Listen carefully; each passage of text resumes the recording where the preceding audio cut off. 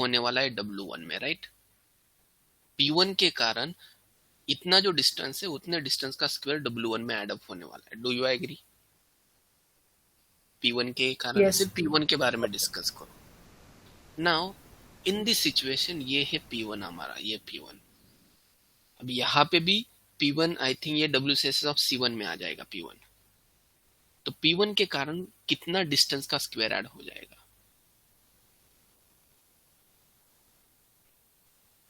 ये सिर्फ मैंने एक एग्जांपल Comparatively less. सारे पॉइंट्स ले लो, अब सारे पॉइंट्स ले लो।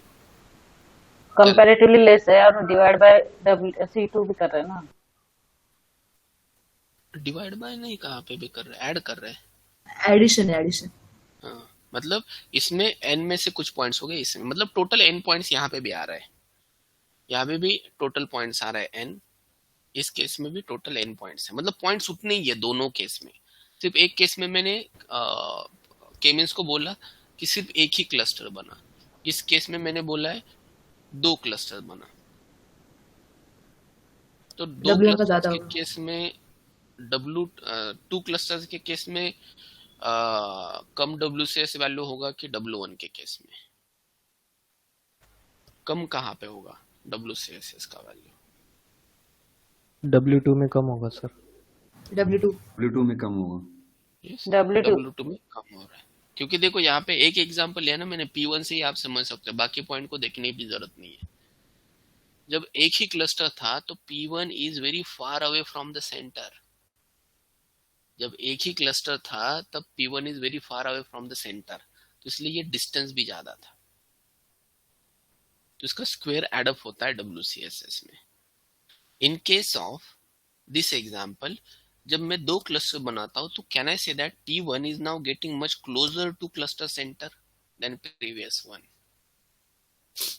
तो जो सेंटर के ज्यादा नजदीक आ गए, तो पहले P1 इतना बड़ा दूर था क्लस्टर सेंटर से, अब ये क्लस्टर सेंटर्स के नजदीक आ गया, मतलब WCSS का वैल्यू यहाँ पे डिक्रीज होने वाला है। So can I right W1 is greater than W2?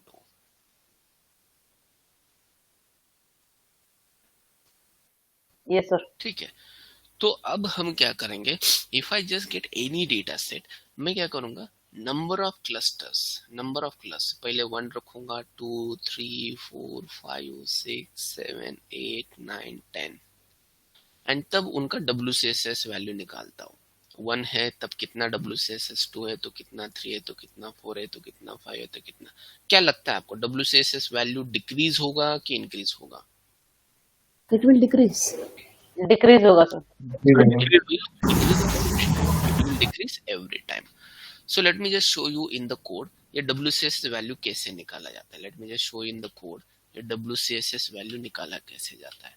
अगर आपके K-मीन्स है आपके पास, K-मीन्स का model, so let me just call it as K model.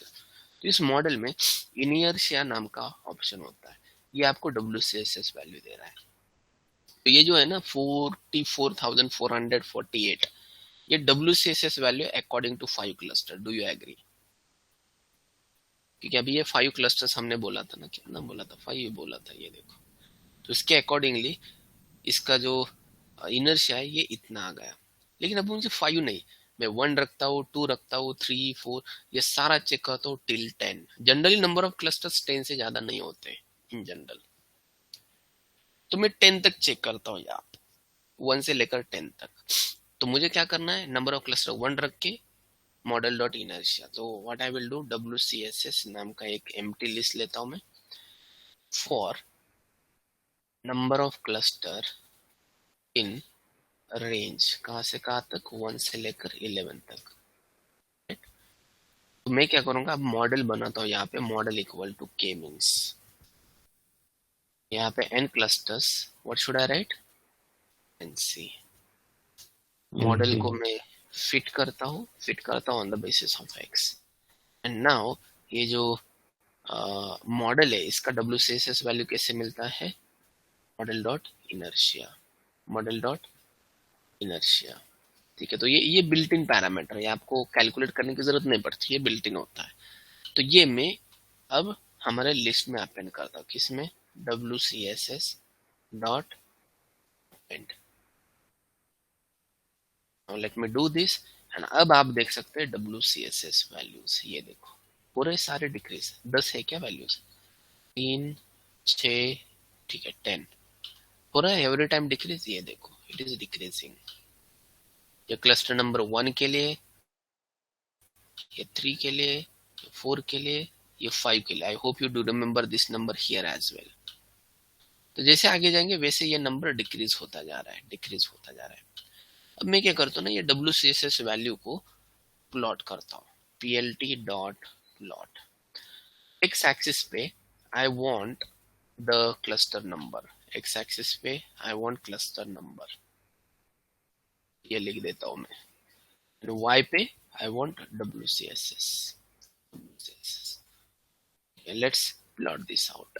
ये प्लॉट हमें मिल रहा है, ऐसा प्लॉट हमें मिल रहा है, ऐसा प्लॉट हमें मिल रहा है। थोड़ा सा मार्कर भी यूज करता हूँ मैं, let me use marker, that is what axis, marker भी यूज कर रहा हूँ, ठीक है। तो ये WCSS वैल्यूज है अगेंस्ट क्लस्टर नंबर। तो क्लस्टर नंबर अगर आप देखो तो क्लस्टर नंबर 1 के लिए ये वैल्यू, 2 के लिए ये वैल्यू, 3 के लिए ये वैल्यू, 4 के लिए ये वैल्यू, 5 के लिए ये, 6 के लिए ये, 7 के लिए, 8 के लिए, 9 के लिए, 10 के लिए। अगर ये आप ऑब्जर्व करो तो this plot is equivalent to something like this. ऐसे कुछ तो इक्विवेलेंट प्लॉट है, ये ऐसे कुछ तो दिख रहा है। If you just compare with this, ये हमारे हाथ जैसे दिखता है। ये अभी फिलहाल ठीक है, बहुत ही खराब हाथ हुआ है यहाँ पे तैयार, ठीक है।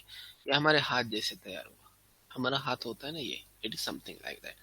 इस पार्ट को क्या बोलते हैं हम, इसको बोलते हैं एल्बो, दैट इज एल्बो। तो ये जो एल्बो पॉइंट है ना, elbow point, this is important for us. तो elbow point is the point from which decrease in WCSS value is not significant. Generally देखो पहले क्या हो रहा है, क्लस्टर नंबर 1, क्लस्टर नंबर 2 काफी ज्यादा डिक्रीज हुआ आपका WCSS वैल्यू, बाद में भी काफी ज्यादा डिक्रीज हुआ, बाद में भी काफी ज्यादा डिक्रीज, बाद में भी काफी ज्यादा डिक्रीज। आफ्टर सम पॉइंट ये जो डिक्रीज है ना, ये काफी कम बन गया। There is no much decrease in the WCSS value. तो वही होता है एल्बो पॉइंट इन मैथमेटिक्स या तो प्लॉट्स। तो ये जो डायग्राम है इसका एल्बो पॉइंट कहाँ पे, किस C के वैल्यू के लिए, किस नंबर ऑफ क्लस्टर के वैल्यू के लिए आपको एल्बो पॉइंट दिख रहा है यहाँ पे। In between 4 to 6. 5. 4 to 6 के बीच में 5 है यहाँ 5. पे। यस, डू यू एग्री कि ये 5 के ऊपर एल्बो पॉइंट, मतलब जनरली ऐसे दिख रहा है कुछ तो, इट इज नॉट एग्जैक्ट लेकिन समथिंग लाइक दिस।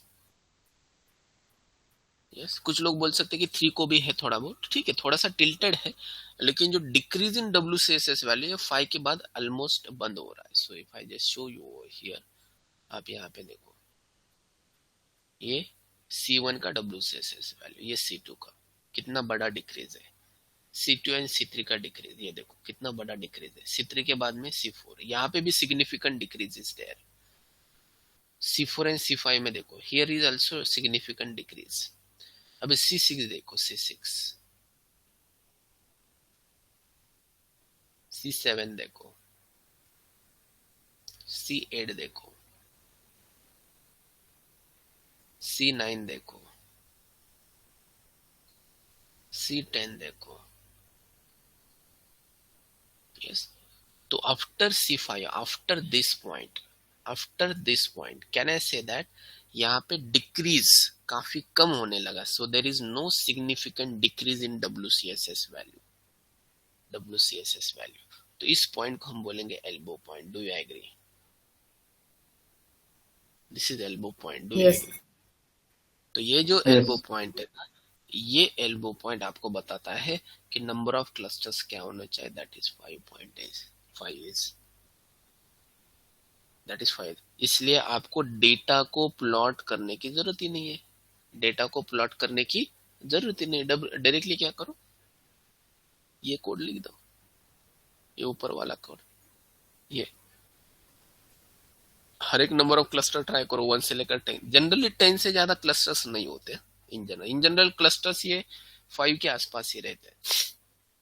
तो हमने 10 तक पकड़ा एंड उसको बाद में हमने प्लॉट किया, एंड हमने बाद में प्लॉट करके now you can just see कि ये एल्बो पॉइंट मिला, and that is what it is going to tell us, that is what it is going to tell us, like what is the optimum number of clusters. That is what optimum number of clusters, optimum number of clusters, optimum number of clusters. तो इस method को बोला जाता है elbow method. It is called as a elbow method to find out optimum number of clusters. Elbow method to find out optimum number of clusters. Everyone got this?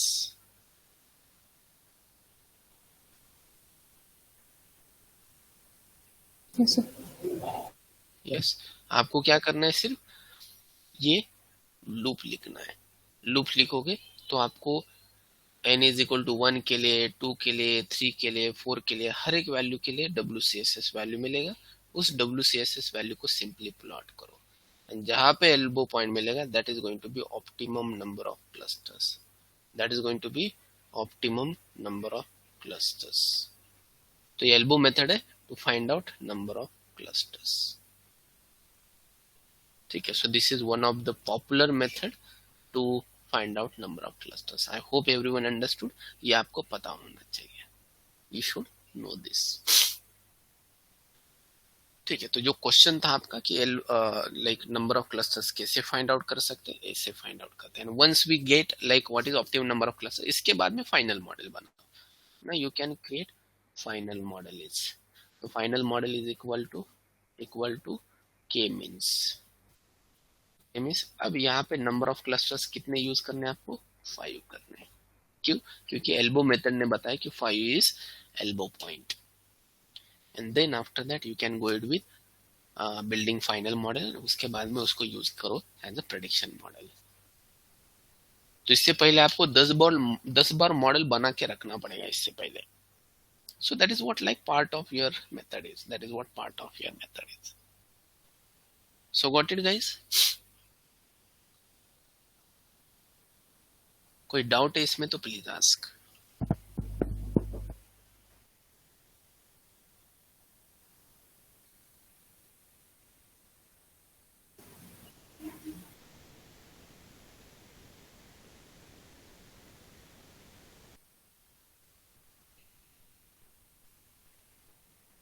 Should we go ahead then?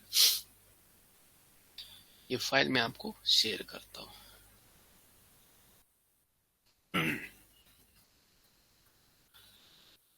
ठीक है. This is about clustering. Clustering में और भी कुछ algorithms है, मतलब काफी सारे एल्गोरिदम्स हैं, 20-25 एल्गोरिदम्स है, लेकिन आपको पता होना चाहिए सिर्फ के मीन्स. अगर आपको इंटरेस्ट है क्लस्टरिंग में, और भी ज्यादा इंटरेस्ट है, तो you can just go ahead and see what is hierarchical clustering. Hierarchical clustering ये भी एक बढ़िया एल्गोरिदम, मतलब ये के मीन्स का ही नेक्स्ट वर्जन है. सिर्फ ये हायरार्की में क्लस्टरिंग करता है. मतलब कैसे कि एक क्लस्टर बनाए ना, उसके अंदर फिर से 2 क्लस्टर्स, इन क्लस्टर्स के अंदर sub clusters. So this is what we call as a hierarchical clustering. तो ये भी है, लेकिन उसका बेस जो है वो के मीन्स ही है. तो अगर आपको है इंटरेस्ट तो जाओ, अदरवाइज जाने की जरूरत नहीं. Nobody is going to ask you about that one. K means एक क्लस्टरिंग एल्गोरिथम पता है, that is sufficient. DBSCAN है, डीबी स्कैन है. अगर आपको देखना है तो it is, these all algorithms are based on K means only. K means generally K means ही यूज किया जाता है एवरीवेयर. ठीक है. So this is about unsupervised learning guys. This is about unsupervised learning. This is about unsupervised learning. Should we go ahead? Yes, sir. Yes, sir. Okay. So now अब इसके बाद में हम जो स्टार्ट करने वाले हैं, that is what our next module is. That is neural network, artificial neural networks. Very interesting topic, artificial neural networks. अब ये जो ANN है, इसको शॉर्ट में ANN बोला जाता है, लेकिन ANN से पहले हमारा ब्रेन कैसे काम करता है ये हमें पता होना चाहिए. हाउ ब्रेन वर्क्स, हमारा ब्रेन कैसे काम करता है ये पता होना चाहिए इसके पहले. Our brain works. मुझे बताओ, जैसे जैसे कि अगर मैं आपको कभी कॉल करता हूँ from unknown number, unknown number से मैंने कॉल किया आपको, मेरा नंबर आपके पास होगा, मैंने किसी और नंबर से कॉल किया आपको, मैंने आपके साथ बात की, can you recognize my voice? Yes sir, कर सकते रिकॉग्नाइज। Yes sir. कर सकते हैं रिकॉग्नाइज, बिकॉज काफी सुना है आपने, मेरी आवाज काफी सुने, तो यू कैन रिकॉग्नाइज। तो जो रिकॉग्निशन है, ये आपका कान करता है कि आपका ब्रेन करता है recognition? Brain. Brain. Brain. So it is. तो कान का काम क्या है? सिर्फ सुनना, आवाज को सुनना, सिर्फ मतलब just you have to like capture the data, सिर्फ डेटा कैप्चर करने का काम कान का है। या तो लेट्स से, अगर मैंने यहाँ पे आपको महात्मा गांधी जी का फोटो दिखाया, यहाँ पे महात्मा गांधी जी का फोटो दिखाया आपको, can you recognize that photo? कोई भी ले लो महात्मा गांधी जी का photo, can you recognize? Yes sir. Yes, you can definitely recognize. तो वो जो रिकॉग्निशन है, ये आपकी आंखें रिकॉग्नाइज करती है कि आपका ब्रेन रिकॉग्नाइज करता है? ब्रेन कर रहा है। Yes, what about others? Brain. Brain sir. Brain. Brain, that is brain. मतलब ये जो आई है ना, ये सिर्फ किसका काम कर रहा है? ये सिर्फ फोटो निकालने का काम कर रहा है आपके लिए। They are just going to work like a camera. ये सिर्फ कैमरे का काम कर रहा है। सो कैमरा सिर्फ फोटो ले रहा है, it is not intelligent entity. Camera is not intelligent entity, ये सिर्फ फोटो ले रहा है।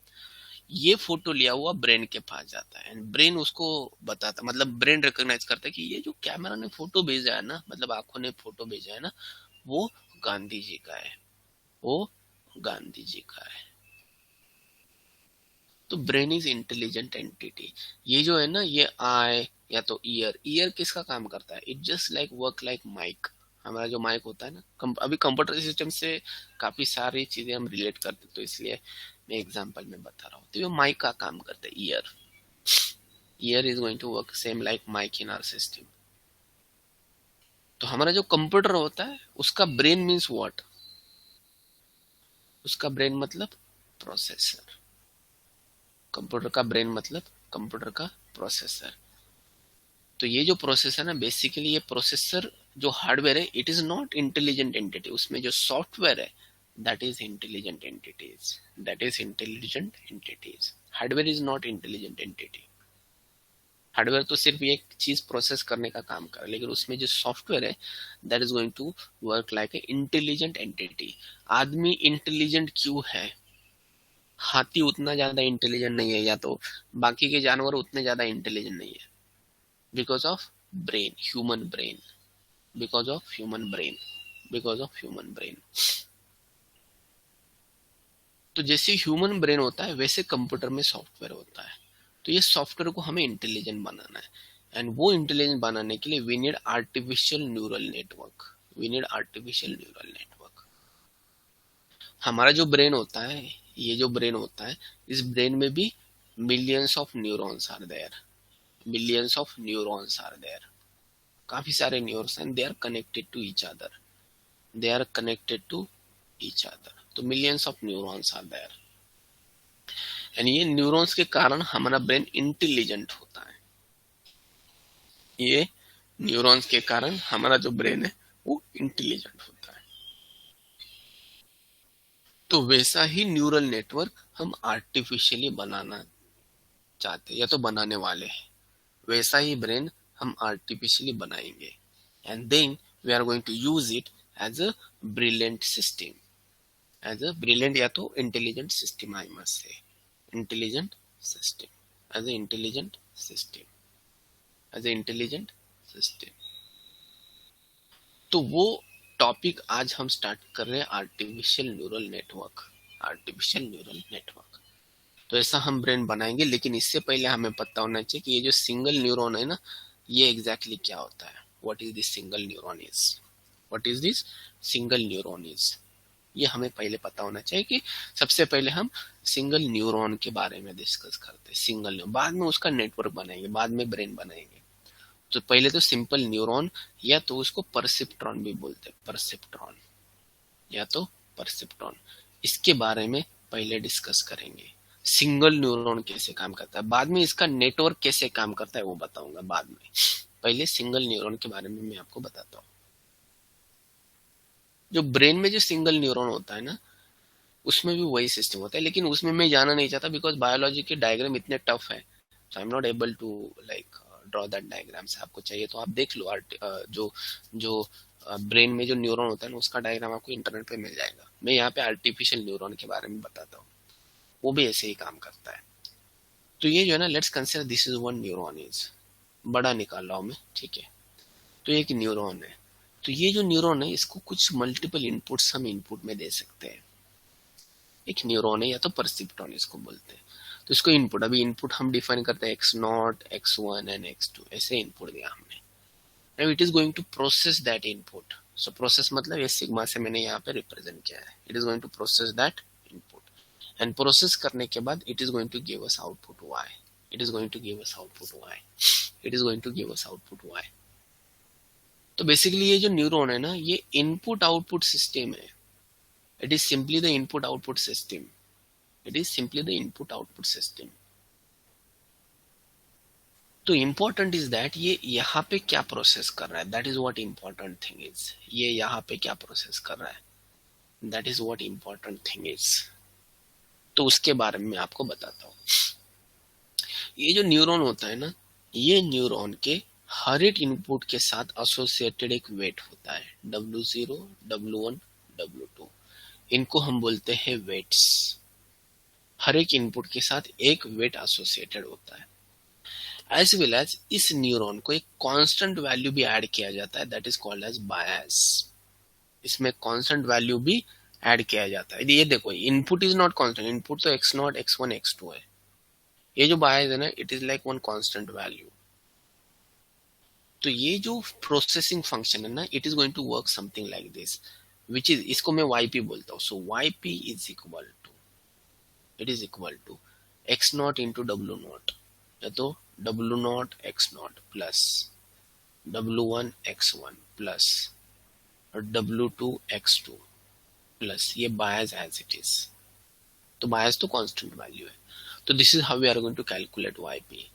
this is how we are going to calculate yp। अगर मैं इसको हमारे मैथमेटिक्स के फंक्शन के साथ कंपेयर करूं, तो मैथमेटिक्स में जो इनपुट्स होते हैं, like input variables, that is x0 is, x1 is, x2 is, something like that.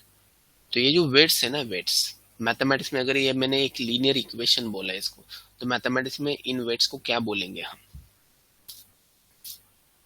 just considered as a mathematical Coefficients. that is theta या तो coefficient, theta 0, theta 1, theta 2 and theta 3। so these are coefficients। theta 0, theta 1, theta 2 को हम बोलेंगे coefficient। theta 3 को क्या बोलेंगे? that is constant। that is constant value। लेकिन उसको क्या बोलते हैं? constant value जो एड अप होता है। Intercept, that is intercept. That is intercept. अभी यहाँ पे मल्टीपल वेरिएबल्स है, इसलिए इसको y इंटरसेप्ट नहीं बोल सकता, लेकिन it is intercept, in general intercept, general constant value. तो ये तो आपका एक जनरल मैथमेटिकल इक्वेशन बिल्ड कर रहा है। ये जो न्यूरॉन है ना, ये in general mathematical equation build कर रहा है। अगर मैं इसको कंपेयर करूं हमारे रिग्रेशन मॉडल के साथ, if I just compare with regression model, I hope you do remember regression में हमने क्या किया था? इनपुट में, डू यू रिमेम्बर रिग्रेशन सबसे पहला वाला प्रॉब्लम, इनपुट में कौन सा वेरिएबल लिया था हमने? X। एक्स। लेकिन एग्जाम्पल क्या लिया था, मतलब कौन सा call? Age and salary। Salary just sir. Input में हाँ, एक्सपीरियंस लिया, एंड एक्सपीरियंस के बेसिस पे we have predicted salary. Predicted salary। Yes, तो सैलरी प्रेडिक्ट किया हमने। तो वहां पे हुआ कैसे कि हमने, अभी यहाँ पे देखो, इसको अगर मैं न्यूरॉन बोलूं तो ये ऐसा न्यूरॉन है कि इसको इनपुट में सिंगल वेरिएबल है, इसमें बायस भी होगा, बायस। तो let me call it as experience के साथ थीटा 0 वेरिएबल एंड ये जो बायस है लेट्स से थीटा 1 वेरिएबल। जिसको मैं कैसे लिखूंगा, salary is equal to theta nought into experience plus theta 1। Now can I relate this equation? Can I relate this equation with equation of line? Y Yes, equal sir. to mx plus c. Yes. Y equals to mx plus c. mx plus c। तो इसका मतलब can I say that जो theta 0 है that is equivalent to slope with respect to x, and जो theta 1 है can I say that it is intercept of line, it is slope of line and it is intercept of line. अगर single variable है, यहाँ पे single नहीं, यहाँ पे काफी सारे वेरिएबल्स है तो हर एक वेरिएबल का वेट अलग अलग है। अगर सिंगल वेरिएबल होता तो जो आपका वेट है ना, weight W0 it is equivalent to m in equation of line, and ये जो बायस है ना, ये बायस can I say that it is equivalent to intercept in equation of line. Do you agree?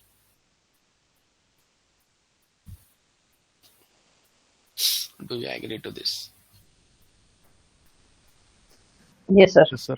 So weight is equivalent to slope with respect to x and bias is equivalent to intercept of the line. तो ultimately ये जो single neuron है can I say that it is equivalent to one regression problem, it is equivalent to one regression problem. तो basically ये जो neuron है ना, ये इक्वेशन है, it is simply the equation in mathematics. इसी इक्वेशन को हम मशीन लर्निंग मॉडल भी बोले थे, डू यू रिमेम्बर? इसी को हम बोलते हैं मशीन लर्निंग मॉडल, इसी को हम बोलते हैं मशीन लर्निंग मॉडल। यहाँ पे हम इसको बोलेंगे सिंगल परसेप्ट्रॉन। वही है machine learning and single neuron, same thing are there.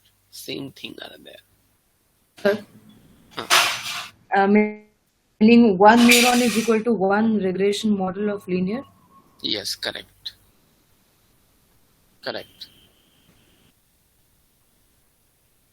अगर हम क्लासिफिकेशन का एग्जांपल पकड़े, क्लासिफिकेशन तो क्लासिफिकेशन में what is yp is equal to sigmoid of, let's say वहां पे I think we have considered theta nought x nought plus theta 1 x1 plus theta 2, ऐसे कोई तो इक्वेशन मिला था। क्लासिफिकेशन में ये x नॉट था हमारा, परचेस वाले प्रॉब्लम में क्या था, x एक्सिस पे एज था शायद, राइट? एज, एंड x1 पे था सैलरी, एंड y क्या था हमारा, purchased. Do you remember this? Yes, sir. वाला प्रॉब्लम था, ऐसा कोई तो इक्वेशन हमें yp पे मिला था। This is how we predict over that. तो इसका इक्विवेलेंट न्यूरॉन कैसे हुआ? तो इसका इक्विवेलेंट न्यूरॉन ऐसे हुआ, this is what x nought या तो age is, this is what x1 that is what salary is, and यहाँ पे processing function, and sigmoid is one called as the activation function over here, sigmoid, and it is going to give us yp।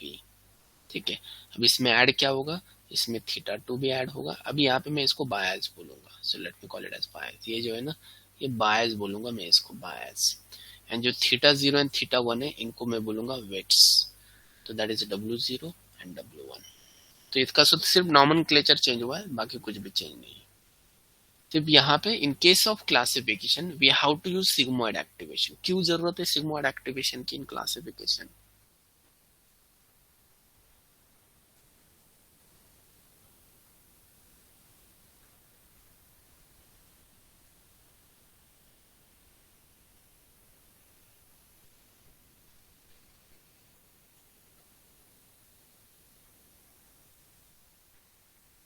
Sigmoid क्या करता है? Do you remember sigmoid? Sir 0 या 1 predict करता है, मतलब assign करता है। It is going to return us closer to 0 या तो closer to 1 value. Do you agree? Yes. Yes, sir. तो ये हमें क्यों करना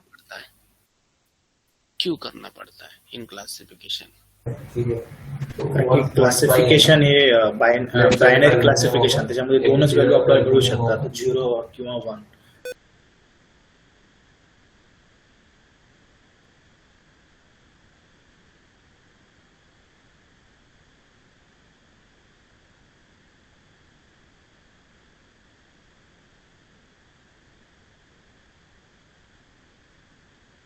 तो हमें सिर्फ 0 या तो 1 चाहिए, बाइनरी क्लासिफिकेशन।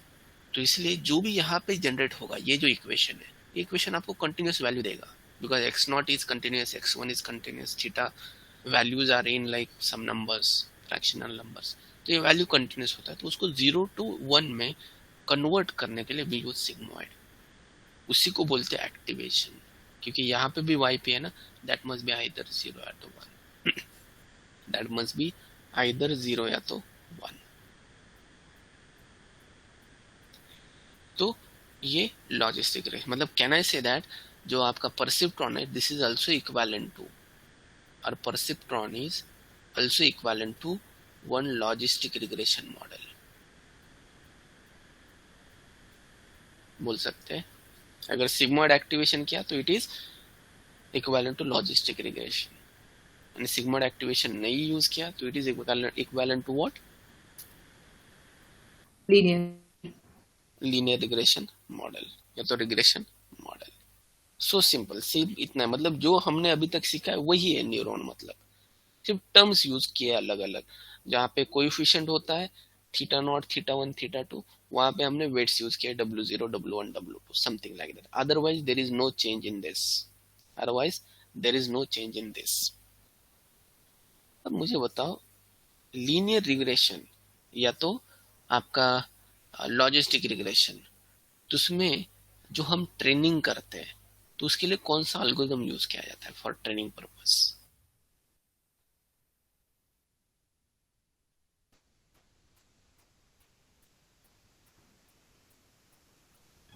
कौन सा ट्रेनिंग एल्गोरिथम यूज करते हैं? Model selection.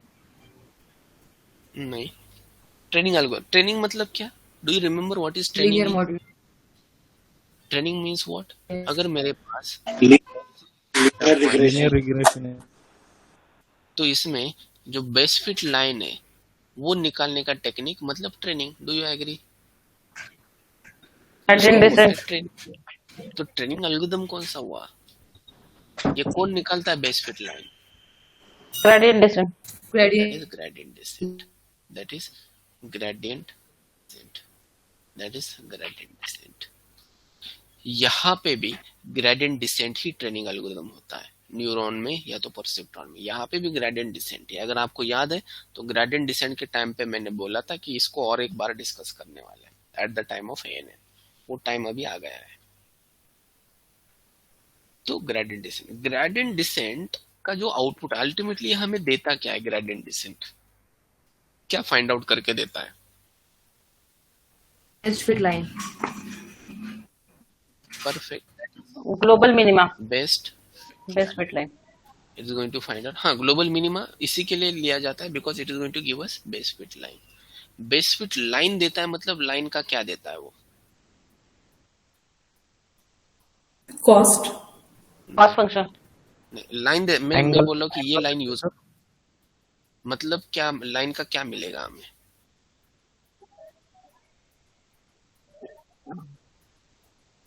एंगल मिलेगा सर। एंगल कभी यूज ही नहीं किया हमने आज तक, Y intercept. आज Boundary. यूज ही नहीं किया। Equation slope best fit line मिलता है मतलब क्या मिलता है हमें? Equation of line. Equation of line मिलता है मतलब क्या मिलता है? y is Y is Y is equal to mx plus c. Slope. मतलब कैन आई से Slope. That m and c we are going to get? Yes. yes तो m मतलब can I say that coefficients, Coefficient. Yes. c मतलब intercept. तो line हमें मिलता है मतलब Intercept. जो बेस्ट फिट लाइन है उसका कोएफिशिएंट एंड इंटरसेप्ट मिल जाते हैं। तो जो ट्रेनिंग हम कर रहे हैं ना, ट्रेनिंग, ये पूरा ट्रेनिंग सिर्फ इसके लिए हम कर रहे हैं because we need to find out slope and intercept of best fit line. Best fit line हमें फाइंड आउट करना है, मतलब उसका स्लोप कितना है एंड उसका इंटरसेप्ट क्या है, ये हमें फाइंड आउट करना है। तो ये ग्रेडियंट डिसेंट हमें वही निकाल के देता है, कोएफिशिएंट एंड इंटरसेप्ट। अब इन केस ऑफ परसेप्ट्रॉन जो हमारा स्लोप है उसकी इक्विवेलेंट क्या चीजें हैं? Weight and bias. That is weight. And intercept के इक्विवेलेंट क्या है? बायस।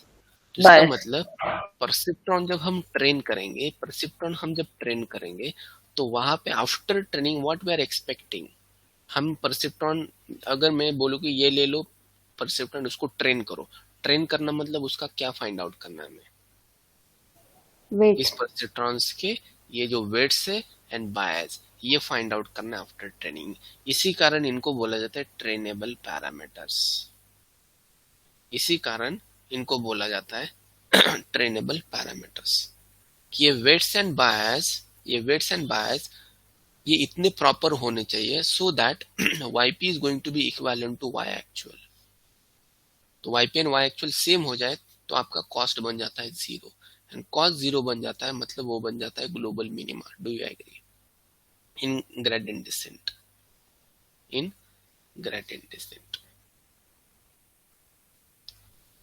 तो अगर हमें परसेप्ट्रॉन ट्रेन करना है मतलब हमें क्या फाइंड आउट करना है?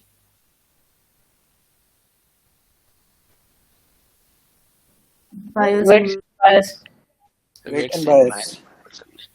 Weights and bias find out करने। एंड ये weights and bias find out करने के लिए कौन सा एल्गोरिथम यूज किया जाएगा? gradient descent. That is Gradient descent. gradient descent. मतलब it is same like linear regression what we discussed a month before. This is same like linear regression that we discussed a month and half before. Yes, sir. Gradient descent. Yes, sir. तो ये जो है ना, ये थोड़ा सा perceptron समझने के लिए कुछ एग्जांपल्स देखते हैं। अभी आप बोलेंगे परसेप्ट्रॉन बोले, लेकिन ये काम कैसे करता है? ऐसा जैसे लीनियर रिग्रेशन में हमने डेटा लिया, लाइन फाइंड आउट किया, बेस फिट लाइन, जैसे इसके एग्जांपल क्या है परसेप्ट्रॉन के, वो एक एग्जांपल्स हम डिस्कस करते हैं। Now what I am going to do, I am going to take the data set. मैं एक डेटा सेट लेता हूँ, x0 x1, 2 इनपुट्स है and that is y actual. मतलब डेटा सेट लेते हैं मतलब क्या, हमें x एंड y मिलता है। तो यहाँ पे x में मल्टीपल कॉलम्स होते हैं, y में कितने कॉलम्स होते हैं? Single. y is always single, ठीक है। तो x0 एंड x1। अब मैं डेटा लेता हूँ x0 0 0 0 1 1 0 1 1 and let me take y actual 0 0 0 1। सिर्फ इतना ही डेटा है, सिर्फ इतना ही डेटा है। कितने डेटा पॉइंट्स है इसमें?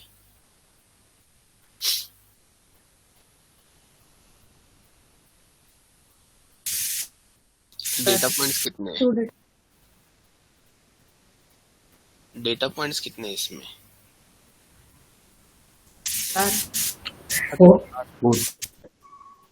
गाइस डेटा पॉइंट नहीं पता आपको? 8. 8 है सर। डेटा पॉइंट मतलब अगर हम कोई भी डेटा का एक डेटा लेते हैं ना, वो that is what single row is. एक डेटा पॉइंट मतलब एक सिंगल रो। जो प्लॉट होता है ना आपका, यहाँ पे लेट्स से कि मैंने यहाँ पे x0 लिया, यहाँ पे x1 लिया, तो कितने पॉइंट्स प्लॉट होंगे x0 x1 इस प्लॉट में? 4. कितने पॉइंट्स प्लॉट होंगे? 4। 4 points. एक 0 1 पे, एक 1 0 पे एंड एक 1 1 पे, 4 पॉइंट्स प्लॉट होंगे यहाँ पे। इसको बोलते हैं data point, right? It is like आपका single row in the data set. एक डेटा पॉइंट मतलब single row in the data set, इसको बोलते हैं single data point, that is single data point.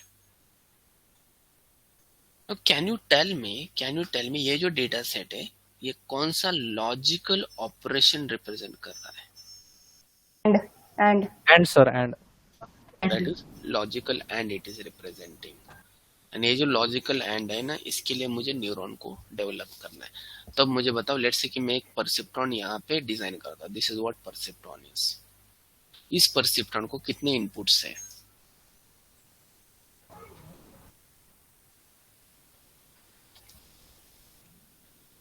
x0 x1 2. x0 x1. x1। That is x0 and that is x1, x0 and x1, and output में that is y। अभी ये जो perceptron output देगा ना उसको हम yp बोलेंगे, correct है? जो मॉडल आउटपुट देता है ना उसको yp बोलते हैं। Do you agree? Yes. And जो डेटा Yes, सेट में है, उसको y एक्चुअल बोलते हैं। Actual. यस। अब यहाँ पे what we are going to have is, ये जो परसिप्टॉन है, इस परसिप्टॉन में ये वेट 0 क्या होगा, वेट 1 क्या होगा, एंड बायस क्या होगा, ये हमें फाइंड आउट करना है.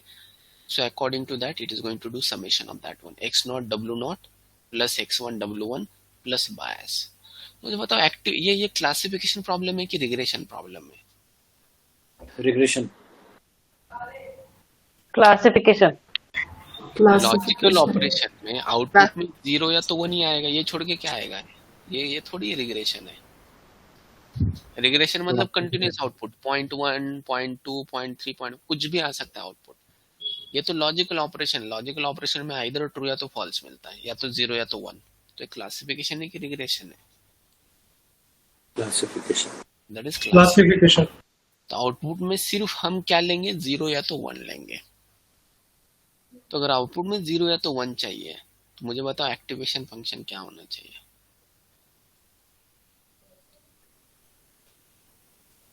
What must be activation function?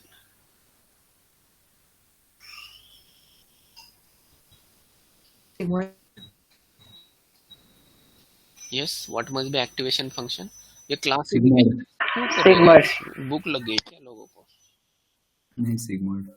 Yes, that is sigmoid. Be fast, मतलब इसमें सोचने वाली चीजें क्या है?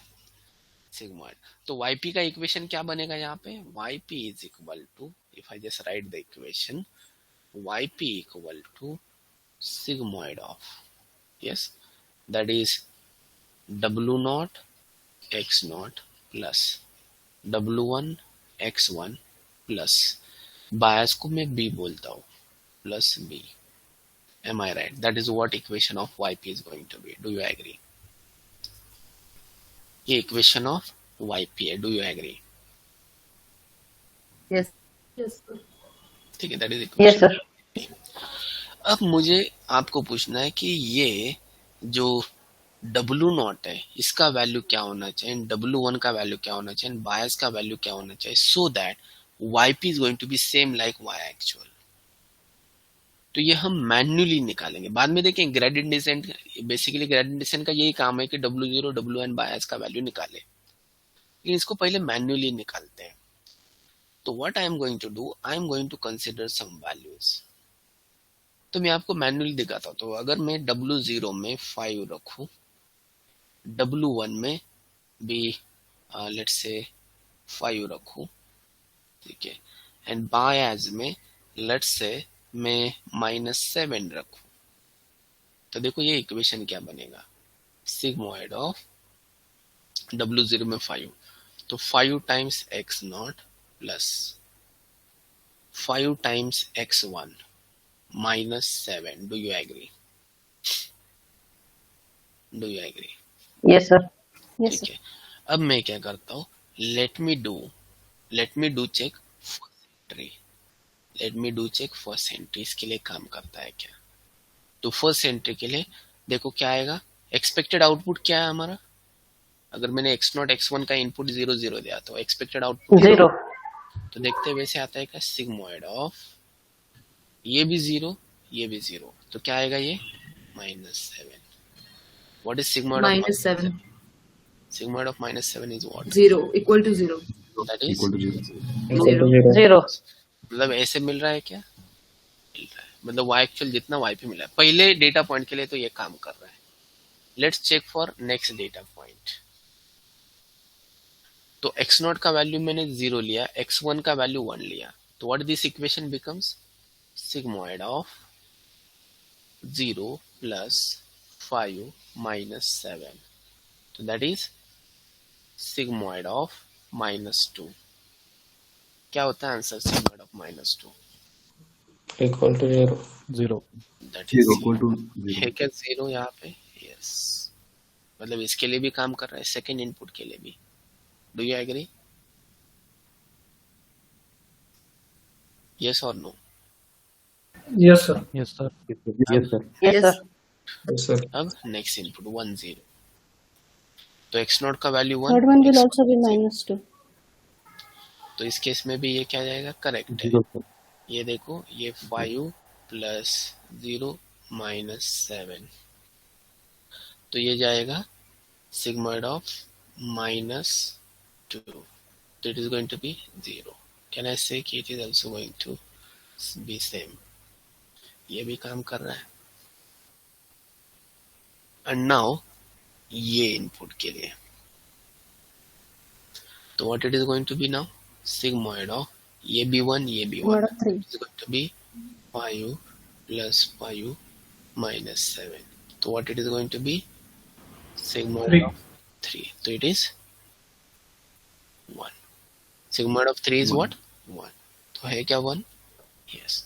मतलब ये चारों कॉम्बिनेशंस के लिए काम कर रहा है. Do you agree?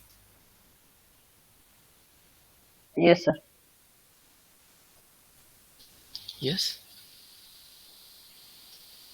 तो इसका मतलब जो मैंने वेट्स एंड बायस सिलेक्ट किए, does they work? Are they working? Yes, sir. Yes, according Yes, to sir. Data set they are working. मुझे बताओ अगर W0, W1 एंड बायस, इसके अगर बाकी की वैल्यू जैसे 5, 5 एंड -7 भी काम कर रहा है, कैन आई से दैट अगर मैंने यहाँ पे 2, 2 एंड यहाँ पे मैंने यूज किया -3, ये भी काम करेगा? Do you agree? Yes. यहाँ पे Yes, sir. 10, 10, 8 एंड -15, ये भी काम करेगा? Do you agree? Yes. Yes, sir. Yes, sir. Yes. तो इसका मतलब ये जो वेट्स एंड बायस है ना, it is the equation which is going to have, it is going to have infinite solutions. Am I right? इसको infinite solutions है. इसका मतलब ये नहीं कि मैंने 5, 5 -7 यूज किया तो यही आपका भी आंसर आना चाहिए. ऐसा नहीं. आपका 2, 2 -3 भी आ सकता है, 10, 8 -15 भी आ सकता है, देन आफ्टर दैट 3, 3 -5 भी आ सकता है. काफी सारे ये कॉम्बिनेशंस आपको मिलेंगे. It has infinite solutions, it has infinite solutions. तो कोई दिक्कत नहीं, कोई भी आने दो. सिर्फ ये ऐसा कॉम्बिनेशन होना चाहिए कि उस कॉम्बिनेशन के लिए ये जो y एक्चुअल एंड yp है ना, ये सेम आ जाए in all cases. y actual and yp same आ जाए in all cases, in all cases. तो ये जो परसिप्ट्रॉन है ना, ये परसिप्ट्रॉन है which represents and logical operation, which represents and logical operation, and logical operation. अब आपको क्या करना है? आपको और लॉजिकल ऑपरेशन निकालना है. You have to find out or logical operation. You have to find the weights and bias for or logical operation. जैसे यहाँ पे मैंने 5, 5 -7 लेने, वैसे और के लिए फाइंड करने हैं, या तो कंसीडर करने कुछ तो वैल्यूज एंड आपको चेक करने की y actual and yp same आ रहे हैं क्या, जैसे मैंने अभी किया वैसे ही. अब इसका कोई मैथमेटिकल वे नहीं कि हाँ ये 5, 5 -7 कैसे लिया सर आपने.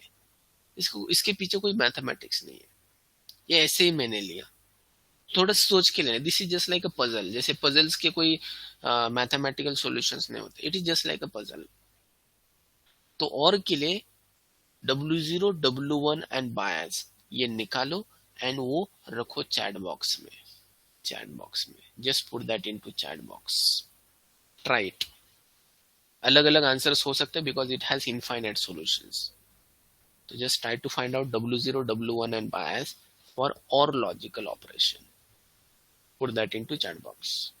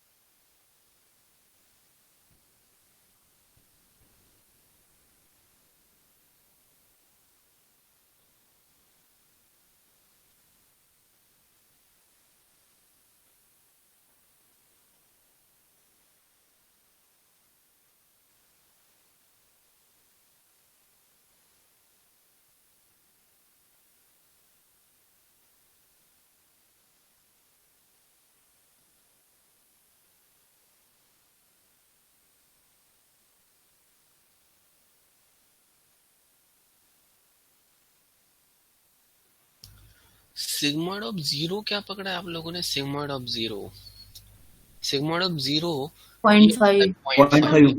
0.5 को हम राउंडिंग करते हैं ना तो इट इज जीरो। 0.5 को अगर राउंडिंग करते हैं ना it is zero, it is not one, क्योंकि आइदर जीरो है तो वन चाहिए, तो 0.5 को कहाँ पे पकड़ेंगे? तो ये जीरो में पकड़ लिया जाता है।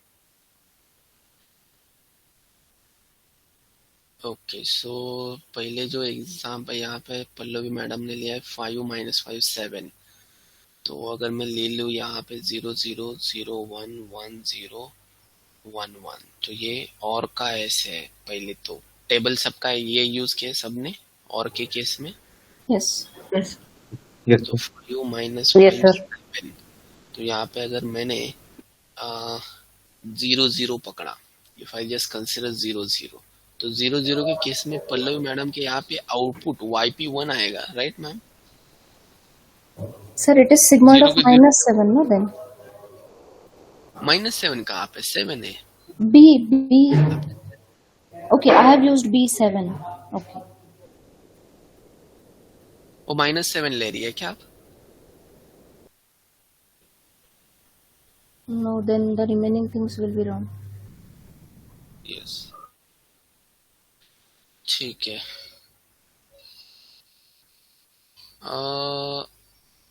सर 4 4 -8, तो 4 4 -8 ये तो प्रॉब्लम हो जाएगा कि 0 1 के केस में ये जीरो ही देगा आउटपुट, करेक्ट है? 0 1 के केस में it is going to give us zero, correct sir? Zero नहीं देना चाहिए उसने। Sir are you there?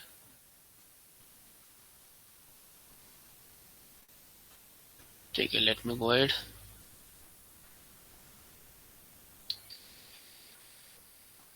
Five 5 -3, okay, सारे चेक करो, सारे 4 इट इज वर्किंग।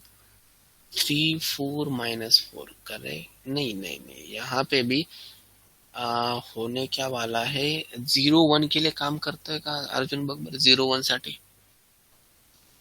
साठी 1 नाही येणार आउटपुट।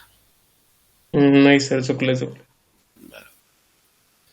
ठीक है, then after that in case of Prasanna ये 10 -10 30, अगर First मैं 0 condition, 0 first condition है. फर्स्ट कंडीशन ही नहीं आना है, correct. Sachin, yes, working Sachin sir. 4 4 -2, first condition Rupali madam नहीं होगा ये। फर्स्ट कंडीशन 0 0 के लिए जीरो आउटपुट चाहिए हमें।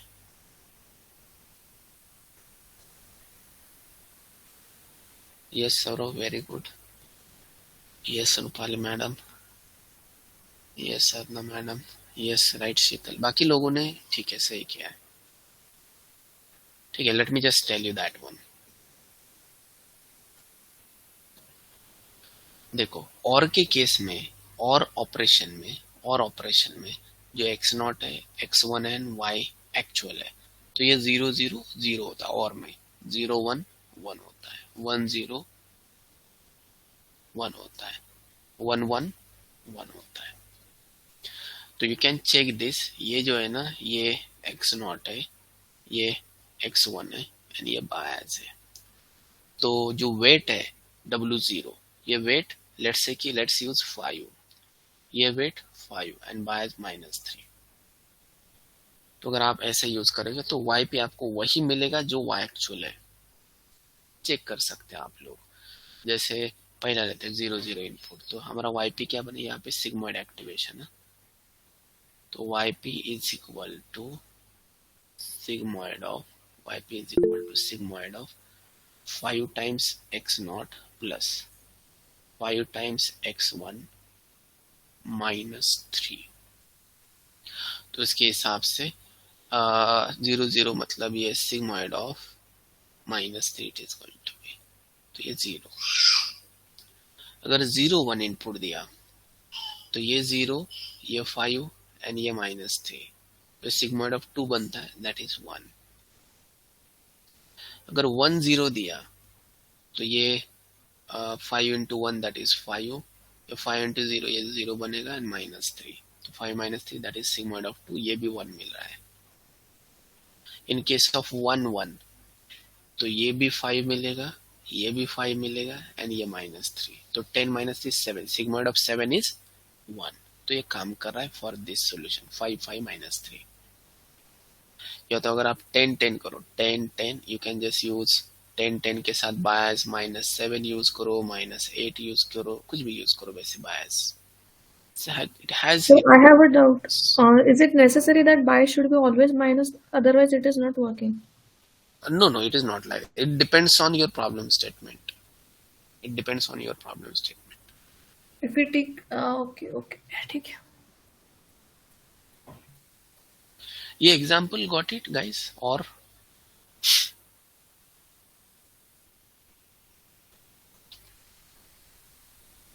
सबको समझ में आया ये कैसे काम कर रहा है और operation? Yes. Yes, sir. Okay. Now let me give another example. Last example basically for today. NAND मतलब not of AND, तो x naught x1 and this is y actual, तो x naught 0 0 0 1 1 0 1 1, तो क्या आएगा y actual पहले example पहले case में 0 0 के लिए y actual,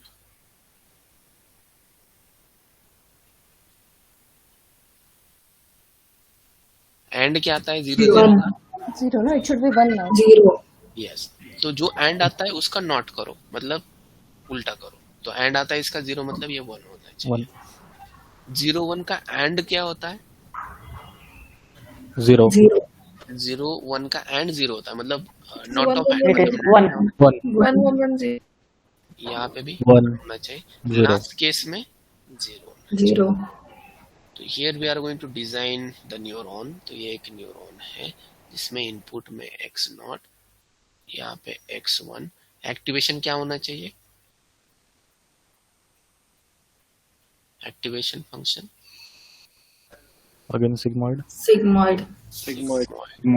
that is what yp is.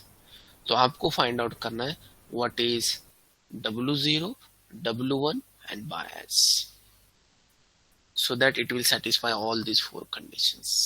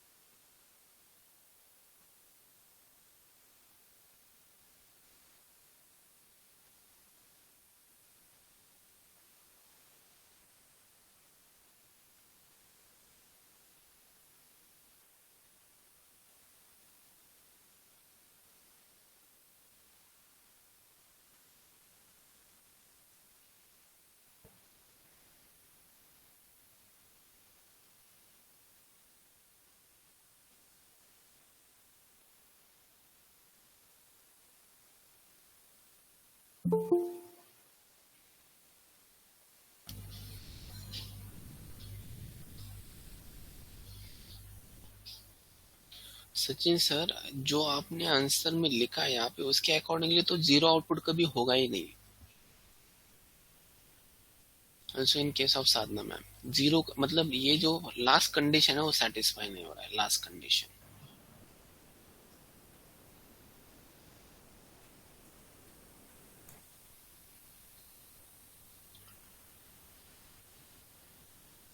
Zero zero के लिए आउटपुट 1 होना चाहिए प्रसन्ना। जीरो जीरो के लिए जीरो जीरो केस देखो, आउटपुट 1 आना चाहिए। आपके केस में 0 आ रहा है। Okay.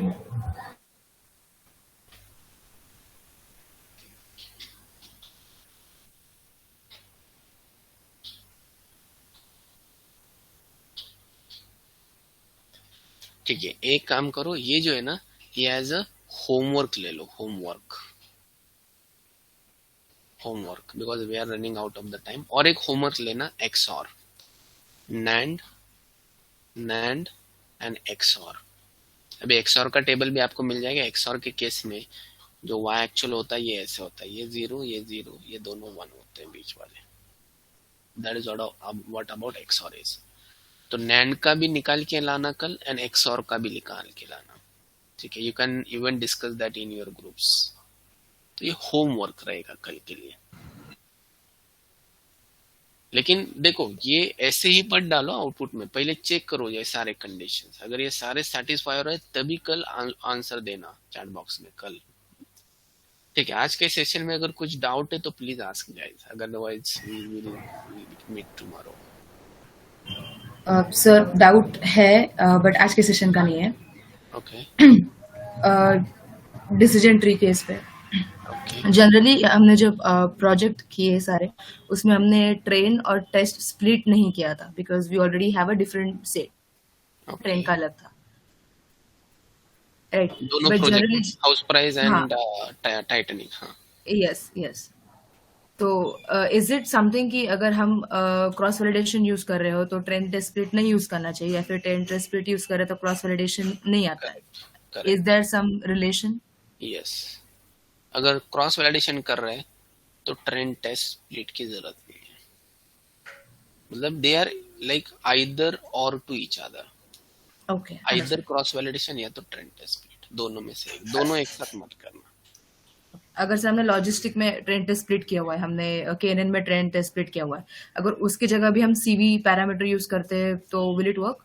Yes yes yes yes, तभी भी काम करेगा। ओके, ठीक, थैंक यू सर। यस।